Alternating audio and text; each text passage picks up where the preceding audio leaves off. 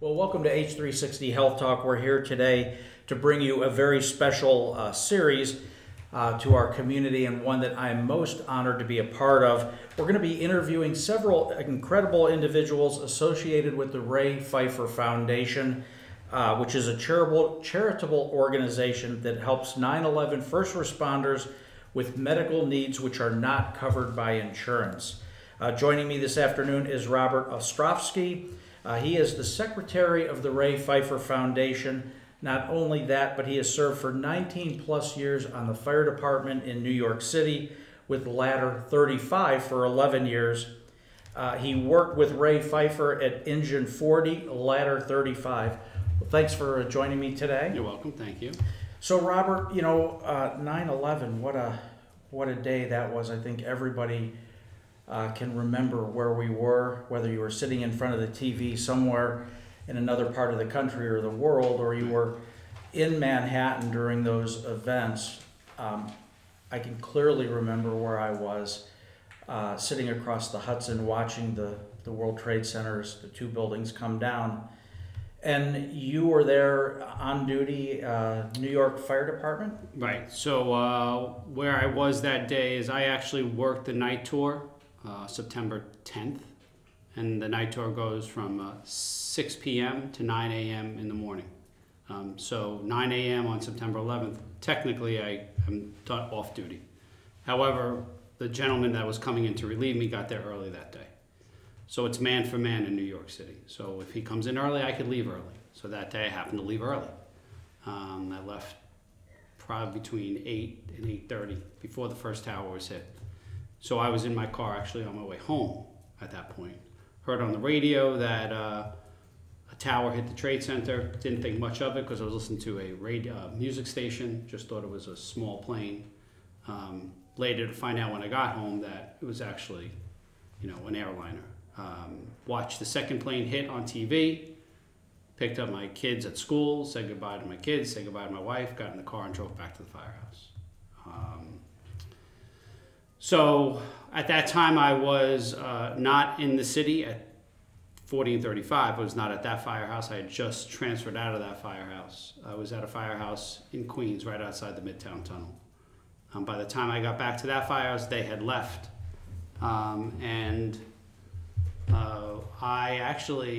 My assignment that day, being only 3 years on the job, they rounded up some of us to go to the mechanic shops, which was 2 blocks away from the firehouse, thinking that many fire trucks would be destroyed that day. They wanted us to put tools and get those trucks ready to go into service, the spare trucks that were sitting in the shops.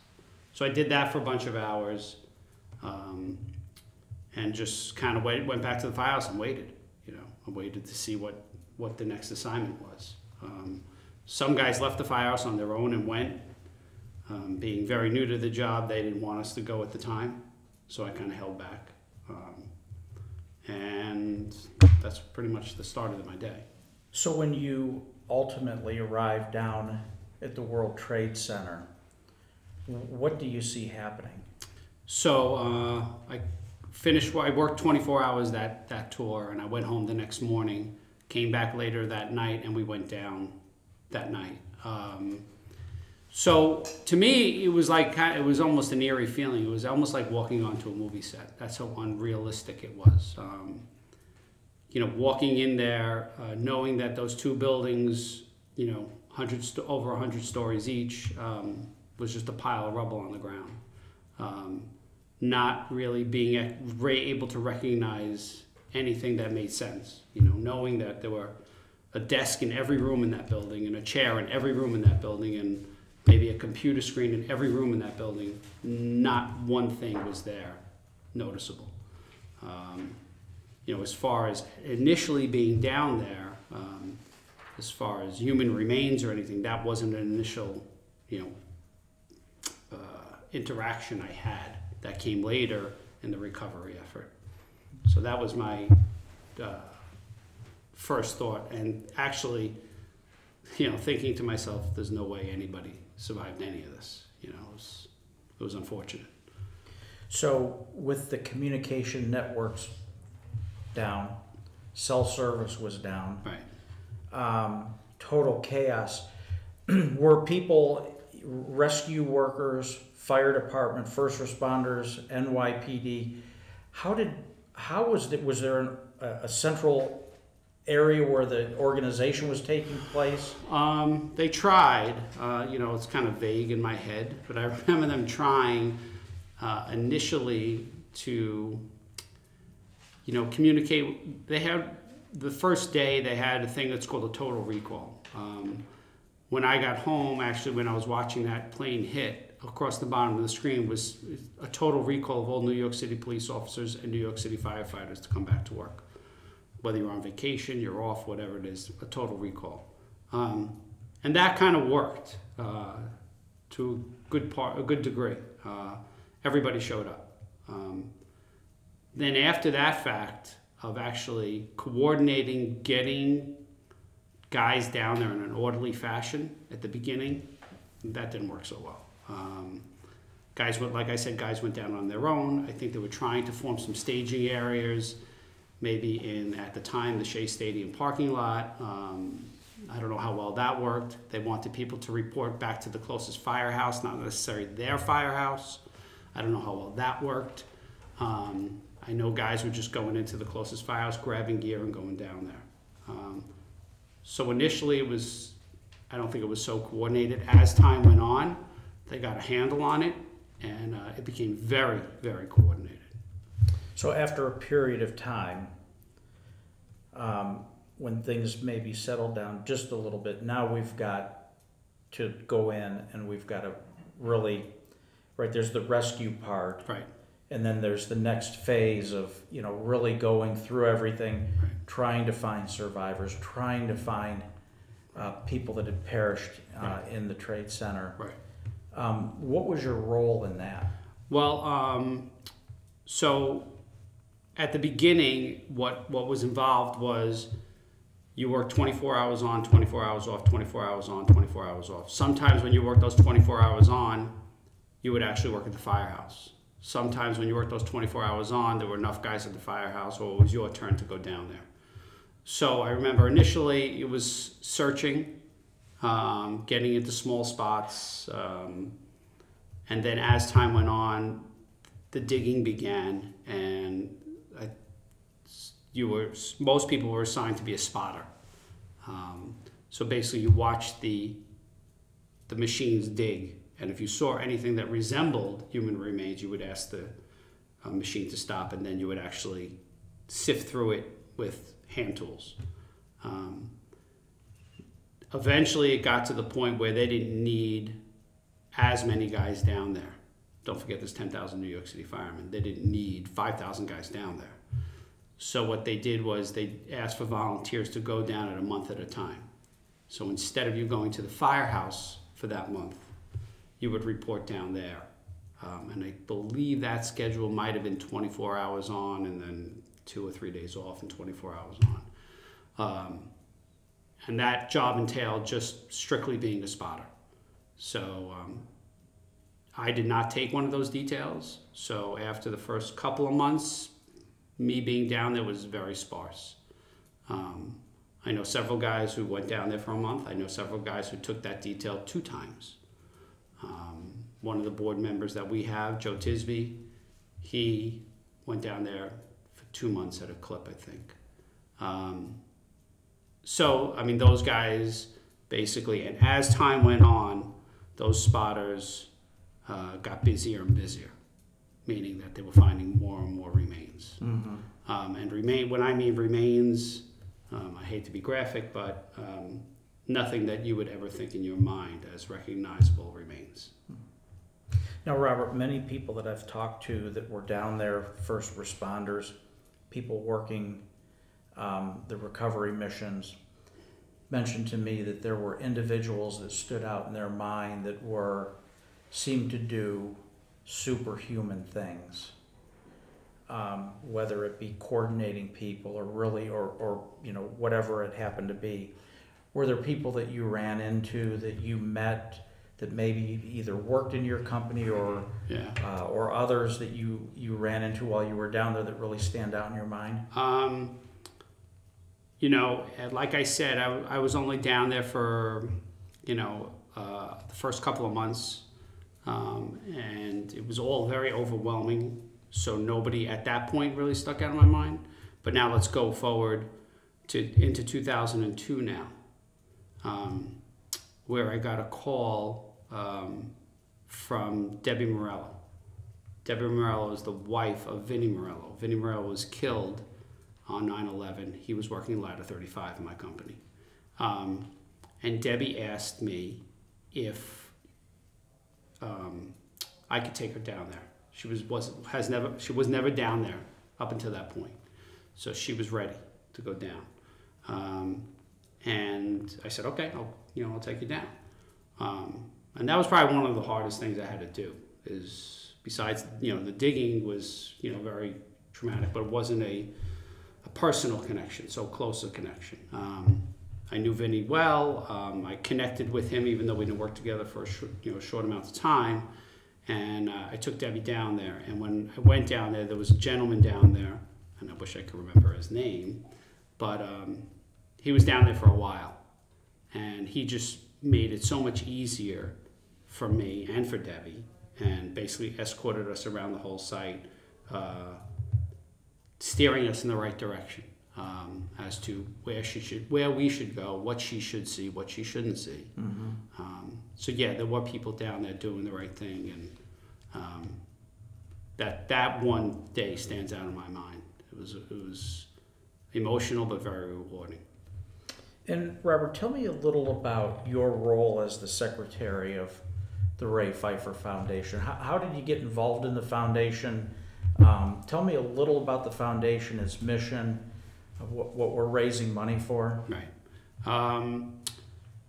So I work with Ray, and at some points, you know, Ray was kind of larger than life character, and Ray, you know, sometimes he was a difficult guy to deal with, you know, but he got things done, and he helped a lot of people. And he helped me at one point in my career. I needed some help, and he helped me. And, you know, Ray wasn't looking for anything back. He was just looking to help people. That's pretty much was Ray's style. And everybody knew Ray. Ray left the firehouse, I don't know what year. He moved on in 2003 or something like that, took an offline position, but still was a firefighter, but kept in touch with the firehouse, kept in touch with the guys, kept helping guys in the firehouse. And when Ray passed, typically what happens in the New York City Fire Department, it's a tradition. When a firefighter passes line of duty, meaning he was killed as a result of an injury sustained line of duty, there's a t-shirt that's created in his honor, and pretty much everybody on the fire department buys that t-shirt, and all the proceeds from that t-shirt goes to usually the family, to help the family. 9/11 related deaths now are considered line of duty, because they say it's related to the trade center, so they say that gentleman died as a result of a trade center illness. So now there's also trade center related death line of duty shirts. So the guys in the firehouse in 35 and 40 engine decided to make a shirt. Craig Paupst went to Ray's family and said, what would you like to do with the proceeds? And they said, we do not need the money, put it to good use. So Craig Paupst, who's the president of the Ray Pfeifer Foundation, said, I'd like to start this foundation with the money. And that's how it kind of got started. At the time, I had left that firehouse probably 5 years prior, moved on to another firehouse in Queens, and Craig reached out to me and said, you want to be on the board? I said, sure. I didn't know what I was getting myself into. But basically what we do is, like you said before, is we found a niche to help people who were sick, first responders who were sick with 9/11 related illnesses. Ray played a big part in getting the Zadroga bill reenacted and passed again in Congress. However, that Zadroga bill is not the answer to everybody's needs. There are guys that are sick, and that Zadroga bill helps a lot of people, but it doesn't cover everything. So what wouldn't it cover? Okay. So some of the things that it wouldn't cover would be, we just had a guy that came to us and he needed to insure the drink, right? The nutrition drink. That's something that it would not cover. Not that it's a terribly expensive thing, but that's something that kind of falls under the radar. So that's not covered by the bill. So we ordered him a month's supply of Ensure. Now that's a little thing. We have big things like a Hoyer lift to get somebody out of a bed and into a wheelchair. That's a very pricey item. That's not covered. We had a request for that. We bought somebody something like that. We bought somebody a motorized scooter.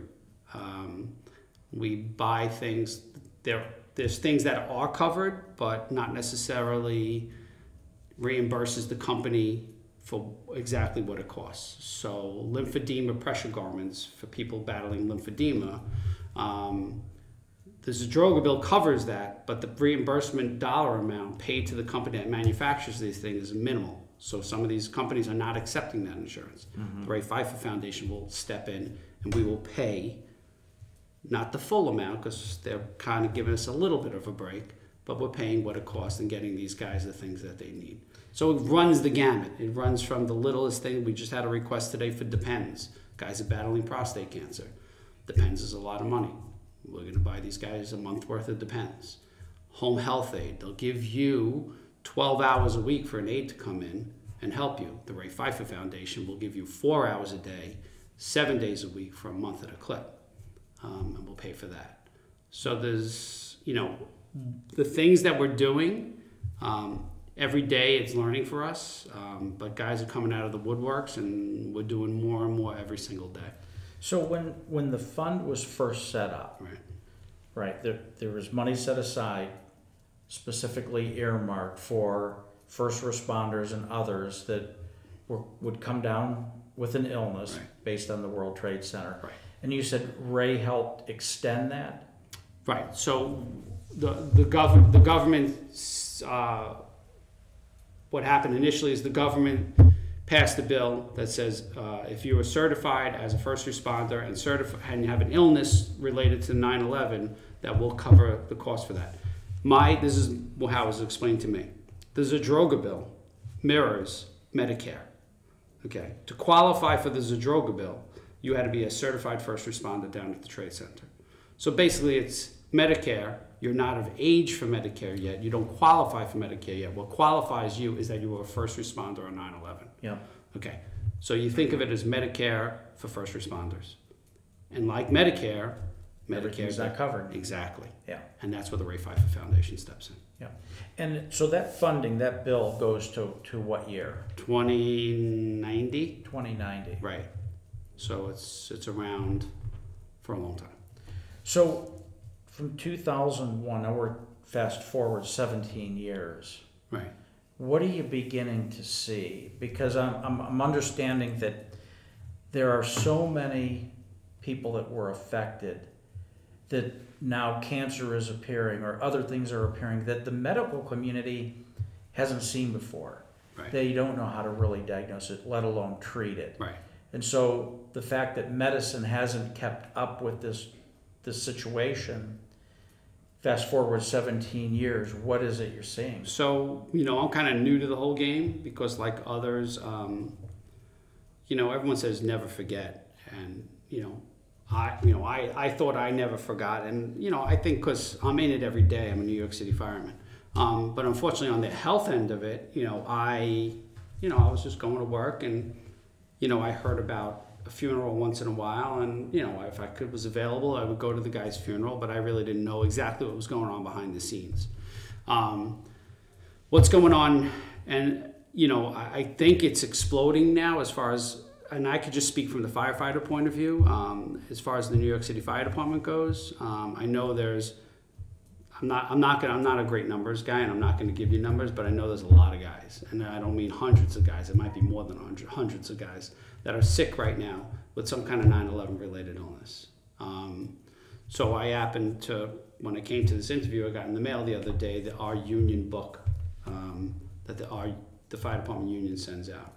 And I was just flipping through it, and in March, we had 6 9/11 related deaths. So it was 6 guys that were either active or retired that died from a 9/11 related disease. Just in March, 6 alone. It's probably on an average of 1 a week now. That's what's going on. Just in the New York City Fire Department. You know, some months it's more, some months it's less, but it's, you know, it's getting kind of crazy. Just one quick story. We had a guy that ran the New York City Marathon this past November, an active New York City fireman. He passed away in January, February. He ran the New York City Marathon in November. He was dead in a matter of 3 months, less than 3 months. So it's hitting us hard, and it's hitting us really fast. Yeah. Yeah. So Ray's family says, we're going to take the money from the shirts. We're going to set up a foundation. Our mission is going to be to help subsidize the medical costs that aren't picked up by this fund that's set up. Right. Where is the foundation in its evolution? What kinds of things are we doing to continue to, you know, raise money? Right. Because the way I see it, and from what I understand, things like mesothelioma, right, which kind of take 18 plus years to even present, we're not even scratching the surface yet. And you tell me that you get a newsletter and 6 people in a month pass away, and it's coming fast and it's coming at us hard. Right. What are we doing to raise the money? So the Ray Pfeifer Foundation, well, like I said, the way we got started was T-shirts, selling T-shirts. T-shirts is a good way to get your name out there, but it's a lot of work selling T-shirts. And the return on T-shirts is good, but it's not great. And we need great, not good. We need great. But fortunately, Ray Pfeifer's name is larger than life. So I think it's a combination of Ray Pfeifer's name, and then when people hear what we're doing and how we're doing it, some people are falling over backwards to help us. So we have to ride the wave right now, as strong and as hard as we can.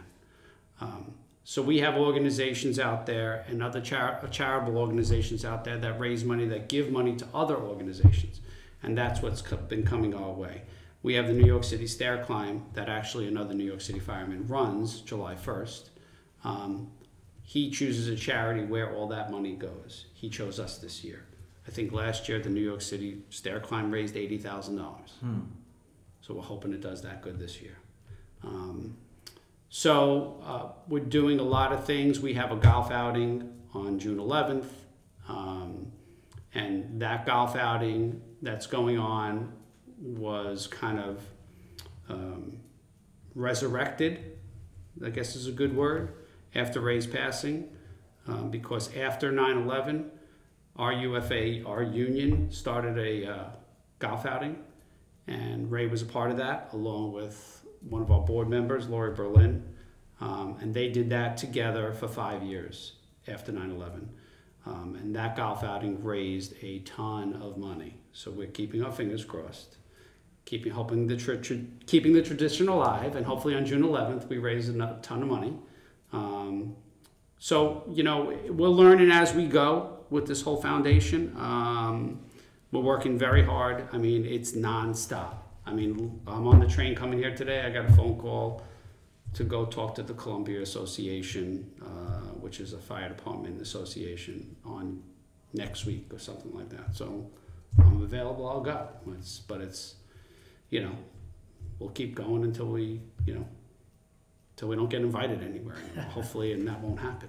So how do people find you if they need help? How do people know that your foundation is out there and the mission, and how they can connect with you? Okay, well, if you have my card, you can text me or call me. Okay, but I'm not going to give that number to you now. Okay. This is nonstop. RayPfeiferFoundation.org.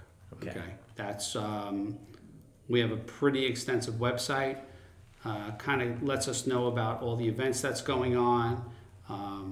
There's an extensive link on there to the golf outing, and you can support that golf outing in many, many ways. You can come golf. You can come, you could donate, you could sponsor a hole. I mean, you just come for dinner if you want. But anything you do, a portion of that money goes actually to the Ray Pfeifer Foundation. Just one thing I want to make very clear. There are 9 members of this foundation, the board. Not one of us takes a dime from this. It's all charitable organizations. So 100% of your donation or your contribution to the Ray Pfeifer Foundation goes to the guys. Buys a guy a case of Ensure, buys a guy a case of Depends. I mean, that's it. It sounds, it's not glamorous, but you know what? The guys need it. It helps. It helps. The lift. It helps. I mean, you know, we just got back from Indianapolis on Sunday morning, and I was mowing my lawn Monday. Monday. And I got a text message from the guy who got the 3 cases of Ensure, just thanking me and how happy he was and what a great thing. You know, like, we work hard. Ray Pfeifer Foundation works hard. The guys work hard, but just little things like that make it just, you know what? That's why I'm doing this. You know, so. Well, Robert, thank you very much for joining us, you. and best of luck on the golf outing. Thank you very much.